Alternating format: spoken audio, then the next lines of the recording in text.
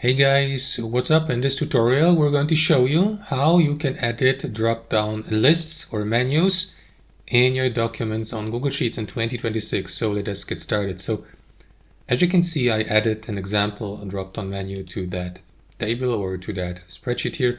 If you don't know how to do this, guys, simply click into the given cell, select insert and select where is it? Here, drop-down. So once a drop-down menu like this has been added, guys, you can click into it and start customizing it. On default, there will be only two options without any title. So click into the pencil icon to edit your drop-down menu. That is going to open up that panel here to the right, so you can confirm the range, for example, which is basically the cell, but you can relocate your drop-down menu to another cell. And then, guys, below, simply go through these settings. For example, you may select a criteria like drop-down or another one. I will leave it at drop-down because that's the most, or the default drop-down menu.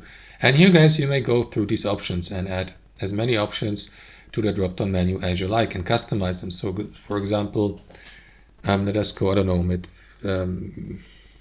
favorite color or something like that. And then simply add these options, blue, red, then add another item, click into this, give it a name like green, and so on and so forth, guys. So I guess you see how it works here. So if you'd like to remove these options, simply click into that the trash button here to the right to remove the given value, and that's it. Now there are also these advanced options. You can also allow multiple selections, for example, if that's for instance, a poll or a questionnaire, and you would like to give your questionnaire participants the opportunity to give more answers than one. So that's the option here. Now, in these advanced options below, guys, you may go, for example, select the display style like arrow or plain text, and you may, for example, also select the reject the input feature or show a warning if the data is invalid, for example, and so on and so forth, guys. So that is basically it. You can remove the value, the rule, of course, here, and don't forget to click into done here to confirm.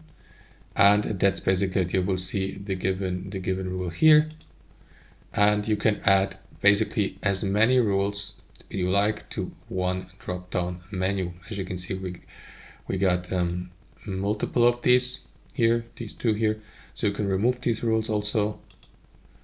And that's basically it, guys. That's how it works. Thanks for watching. Have a wonderful day.